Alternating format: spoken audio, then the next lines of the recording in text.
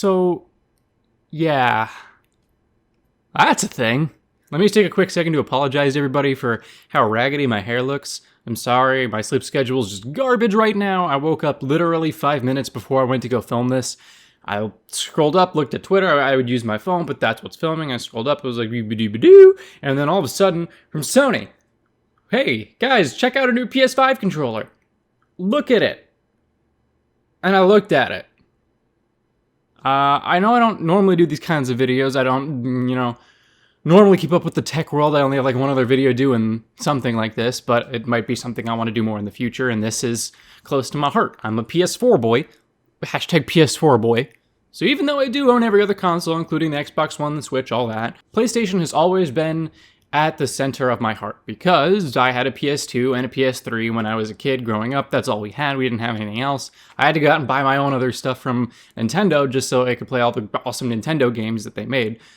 So Sony has always been my main console of choice. It's just that all my friends play on Xbox, so that's what I play online with. And with this new controller, the immediate reaction I saw was mixed. Like, there were definitely some people that did like it, but there were just as many people who didn't.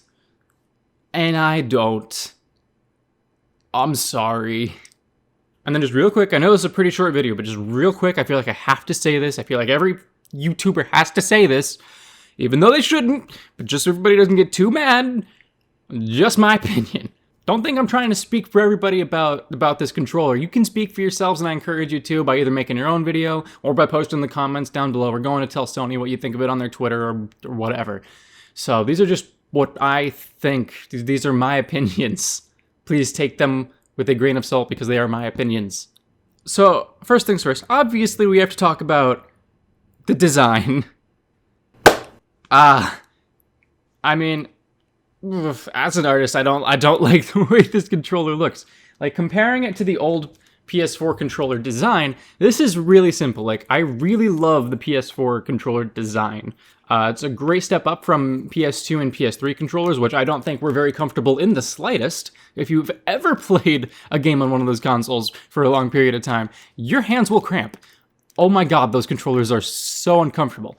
And this is very sleek. It's very nice. It's form-fitting. It fits into your hands. Your fingers will naturally go in between, actually, the triggers and the bumpers. So I think it's a really good design. That versus something like the Xbox controller, I do actually like the the feel of the Xbox One controller in my hand over the PS4, just because it's bigger. I don't know. You wouldn't think that the asymmetric design of the analog sticks right there, just give them a good little flick. You wouldn't think that that's more comfortable, but I think, oddly enough, it's more comfortable to have your fingers offset there for whatever reason. I don't know, it just gives you a better grip on the controller. And the fact that it's a little bit heavier than the PS4. I just think that the Xbox controller is a little bit superior in that way. But I still love the absolute simplicity of this PS4 controller design. The light bar at the top is great. The sensor bar, while it doesn't make a good use in most games, it acts as a huge select button. You can't ever miss it. And then I love the light on the back. The light on this controller is just so amazing. I love it. And actually, because I like the Xbox controller better, I actually do like the size of how this controller looks. I like that it looks more similar to Xbox's. I feel like it looks like it's gonna hold in my hand better than the PS4 controller, and it's gonna be just a bit more comfortable for longer periods of time. So that part I do like. Why they went with a two-tone design? I don't know. It's so stupid. It looks like they tried just a little bit too hard in the design room to make it new. They didn't have to do that. Like, honestly, it just looks like they stuck a space helmet on the PS4 controller. I don't understand it. Like I said on this one, I think my PS4 is plugged in. Let me go to, yeah, perfect. You can see the light bar up there. It's very, very nice, and it gives a nice little accent to the rest of the controller that it doesn't take away from the rest of it. It's really, really nice. Same thing with this on the back. I don't know why they then decided I don't know why they then decided to go ahead and put that light bar on the sides of the touch bar. Also, to make the touch bar extremely large on this new one. That I don't know about. It seems over-designed, to be honest with you.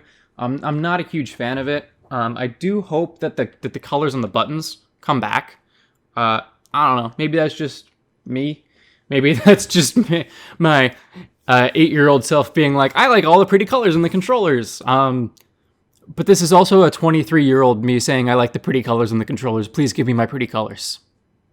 But also, I don't want everybody getting too mad at Sony over this, because more than likely, this is not going to be the only controller design we see at launch. What I don't know is whether they're all going to be two-tone designs. Dear God, I hope not.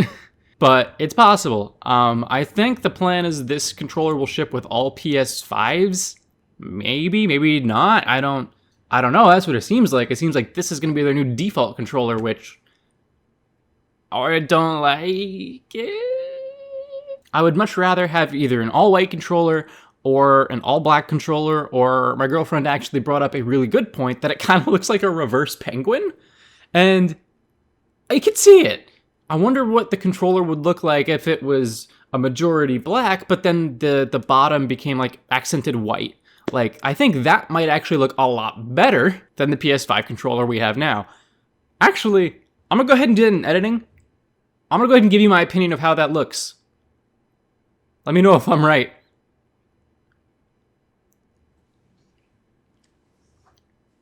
So yeah, it might be frustrating if that controller is what ships with all PS5s, forcing you to have to buy a new one at launch, which, I mean, sucks, but, I mean, if you're gonna have two-player games anyway, you're gonna need two controllers, so it's not that bad. I mean, obviously this is not the controller that came with my PS4. I eventually bought another one, so it's not the biggest deal in the universe. It's just a little annoying.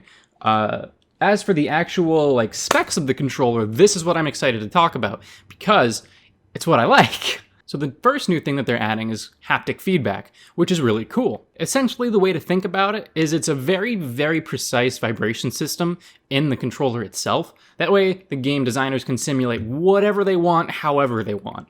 That way, if you brush up against a wall on your right, that part of your controller can vibrate just a tiny bit to simulate you brushing up against a wall.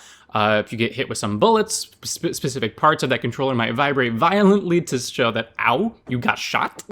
Just really cool stuff like that. It's going to be more precise, more similar, I would assume, in ways to Nintendo's Joy-Cons, which have the best vibration system of any controller at this point, so anything that gets them as close to that as possible, very welcome. And building on that sense of immersion with this controller, why they're calling it the... dual tone? Is that what they're calling it? I'm gonna have to throw that up in editing as well, I don't remember.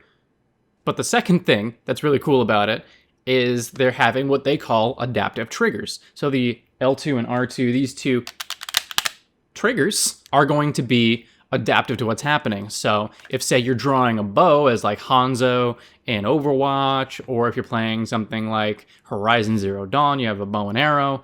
As you pull that bow back further, that R2 button is going to give you more and more pushback as you press it down to simulate it getting harder and harder to draw that bow further back, which is really, really cool. That sounds awesome. It sounds like it's got a decent number of uses and that game developers will actually use that, unlike the touch system, which they developed for this guy, that really nobody used.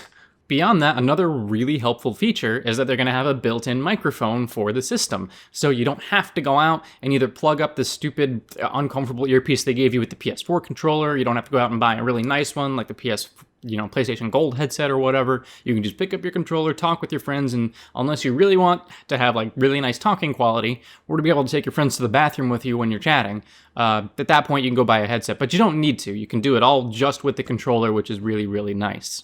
But I mean, that's mainly it. Also, as a side note, this is also going to affect me a lot less than it's going to affect a lot of people upgrading this year, because I am not going to be upgrading my consoles this year. In fact, I don't have plans to upgrade my console for at least 3 years. For both the Xbox and the PS4, I don't plan on upgrading them until essentially the newer versions come out. You know what I'm talking about? Like how we have the PS4 Slim now and the Xbox One S or the One X. Like there's so many new like upgrades that they come out with a couple years after the release of the main system. The games that I want to play should still be on there by the time I get it. I just want to wait for that system to come out because I always miss out on it. I have the original system of everything. But if you want a video on why I'm not upgrading, there is actually a very special reason besides I just want the nicer console that I'm not upgrading. And it's about your TV. You could Google it if you want, or you could let me know in the comments, and I could tell you about it in much the same style as I'm doing here, because I do want to do slightly more of these videos, just give you my opinions on technology and my recommendations. Oh, also one more thing, I'm also making a video right now. I am in the scripting stages, but be prepared for it. Definitely subscribe to get notified about it. It's going to be about battle royales, essentially why I don't like them very much. And I'm going to be looking at it through the lens of Warzone, which is Call of Duty's new game, and what they do to kind of like answer all of the questions that essentially I have, or things that I don't like about battle royale. So definitely subscribe for that. But yeah, now it's your turn. I've told you what I thought about the PS5 controller. Go ahead in the comments, tell me what you think about it. Let's have a nice, respectful discussion, a little back and forth. It is a nice thing, and let's all remember that this doesn't actually matter in the big picture of things. We're arguing about a controller design. It's cool. That's a very nice thing to be doing at the moment. But anyway, I hope you all are staying safe out there. I hope you are excited for the release of these new consoles and the possibilities that this entails for the next generation of gaming. I know I am. And I hope you all have a fantastic day, evening, morning, whenever you're watching this. And I will see you in another video. All right? Bye.